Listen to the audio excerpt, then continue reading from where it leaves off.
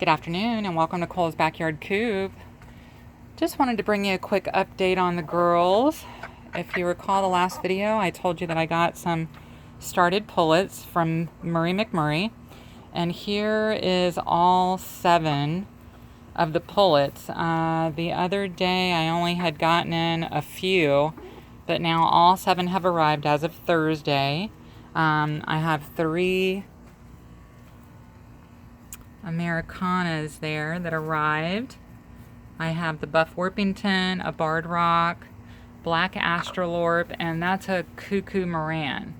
So they look like a Barred Rock, but you can see that they're a little darker, and they have a little bit more of the gray than the white, like the Barred Rock. But they're all doing very well. They are 15 to 16 weeks old. And, this is day 3, almost day 4. And my original flock is accepting them little by little. It's going to take time. But, they kind of keep to themselves over here. I've got the door open to encourage them to come out and be with everybody else, because they like to kind of hang out inside, as you see that they're going inside right now. So by the door being open in there, it kind of encourages them to come back outside. They're taking dirt baths. They're starting to relax a little bit. I put a little 16-ounce water container right there. Dispenser really comes in handy. So that way when they come outside, they've got water available to them right away. In the heat, I want to make sure that they stay hydrated. And that's part of the acclimating process, is setting up little stations so that if they can't get over to the full-size water container, they've still got a little water station over here that I have to fill up constantly. Because not only do they drink out of it, but the big ones like to drink out of it too, of course. And then up here on the perch, if they come up on the perch, they have food available to them as well. So I put a little corner feeder there, so if they're up on the perch, they can quickly and easily have a place to get a little bite to eat. Again, if they can't access the full feeder, which right now, see, part of acclimating and the integrating is kind of distracting the main flock so that the newcomers can have their time to eat and drink. You see my 1-year-old blue Americana there, Bluebell. She just gives them a little tug with her beak on the feathers. No big deal. Doesn't really hurt them, but it just lets them know who's boss. So that's part of the deal of being on a pecking order. Somebody's above you always until you get to the very top. Which in this group, it's Bertha there, the black sex-link with the beautiful brown head and the black body. That's a black sex-link. And she is the chief of the whole bunch. And my other 2 newcomers that came, the Rhode Island Red there, her comb's coming in really nicely. She's about 6 months old now. And my Easter egger right there, the red one, Olive, she just started laying, and she lays a beautiful olive egg. And so, yeah, I've got a mix of ages. You see how they have to just kind of, they pick at each other, and then you got to kind of get them away. Hey, Rosie, come on. Get away from them. Come on, baby, come on. Get back to your side. So they have to, work it out. And those 2, incidentally, Rosie and Olive, they were the newbies that got picked on all the time. And now that other ones have come, they are exercising their right to not be the newbies anymore. And they're higher up on the chain now. So, of course, they get to peck on these girls. But they're acclimating. They're eating. They're drinking. They all sleep together inside at night with no problem. And in the morning, the bigger ones will come out and eat and drink. And then the smaller ones will take advantage in the evening when the others have gone in to roost. Before they go into roost, they'll come back out and eat and drink. So they learn and adapt to when it's a good time to eat and drink. And if I'm here, of course, I can't be out here 24/7, but when I'm here, again, I open the back door so that, they tend to want to come out the front. They don't want to go out the back, thankfully. So I'm letting it air out too because it's so hot. And Lane's already done for the day. And see, they're just enjoying grabbing a quick bite to eat, being opportunistic. And there's one of the bigger ones on the other side. And these are on this side. So again, we're on day 3 or 4. So it's going to take time. I mean, Olive and Rosie have been a part of the group for 3 weeks. Or actually, today's 4 weeks. 4 weeks ago I got them. And they're still acclimating to being a part of the group and being accepted. So, and there's always going to be that pecking order no matter how old and established your flock is. They're always going to be pecking order. But the newbies are getting along good. There's all 7 of them right there. Taking dust bath. Yeah, me. They love that. Refreshing and gets all the little dirt off their body and stuff. And hey, no. There you go. They even pick at each other, actually. Being a part of the same little 7, there's a pecking order already among themselves. So anyway, the main thing about acclimating young hens like this is never just do 1 by themselves. Always do at least 2, like I did with Rosie and Olive. In this case, I did 7, so I have 7 existing girls, and then I brought in 7. So it almost kind of gives them too many to pick on at once, but trust me, they still get their little picks on them. And then, provide feeding stations and water stations around the run and make sure that there's enough room for them to get away from each other.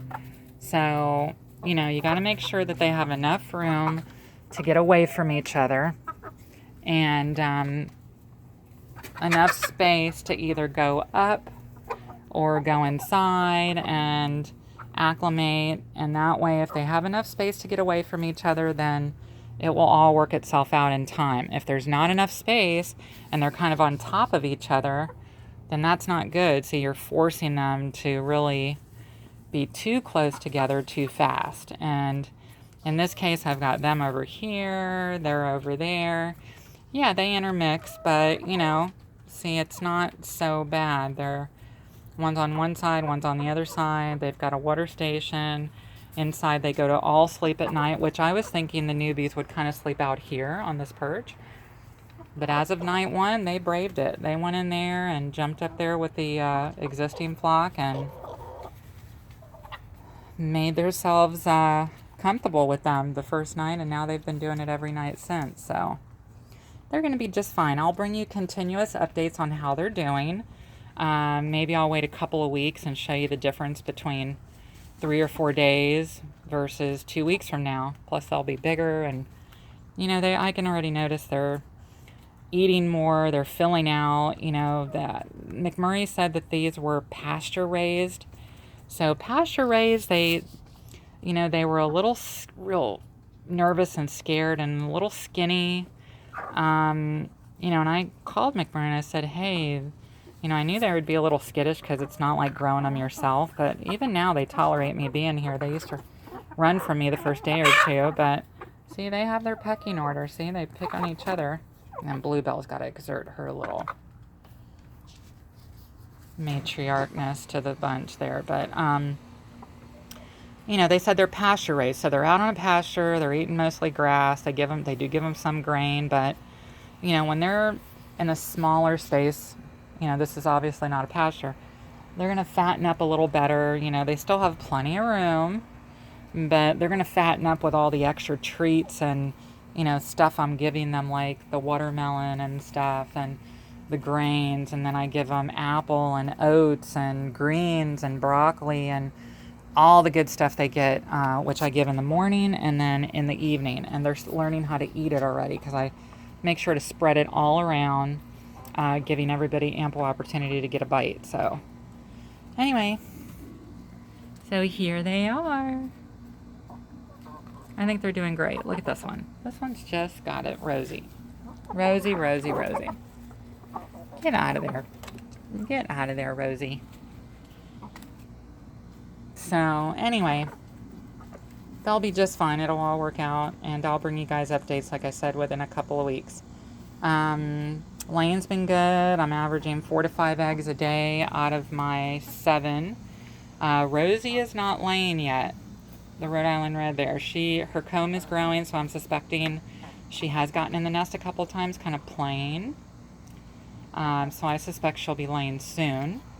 And then Bluebell has been molting, my 1-year-old, so she lays a really pretty blue egg when she is laying, but she's currently not laying. So I have 5 that are definitely laying, and then probably by October, these girls should be laying. So look at this, Rosie.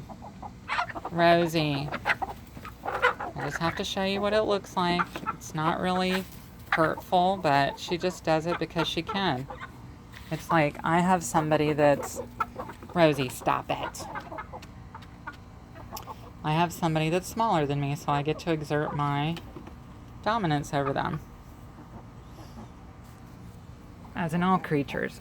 Alright, well, let me let them rest a little bit. So from Cole's Backyard Coop, hope you're having a great day. Enjoy this video. Like us. Subscribe to the channel. We're getting ever so closer to 400 subscribers. Wow, I'm impressed with that. Again, I just like to bring you the videos just for informational purposes, and if you're wondering what it's like to introduce bigger pullets into the flock, this is what it's like. Again, the key thing is access to food and water and space to get away from one another. So feel free to leave a comment, and until the next video from Cole's Backyard Coop,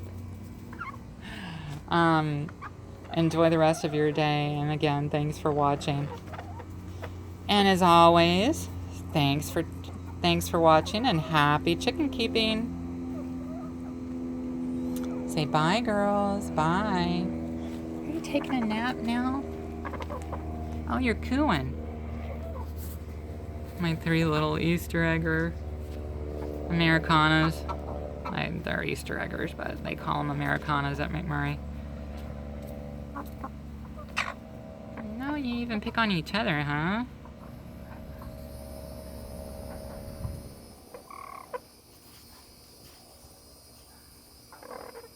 Alright, guys. Say bye. Bye. Yeah, you're cooing. That means you're happy.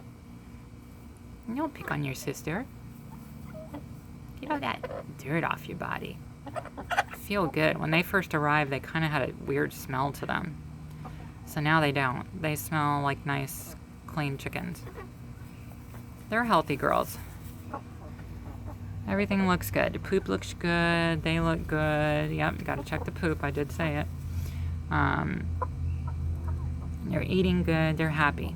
They're in a good home now. Yeah, you're gonna love being here for a long time.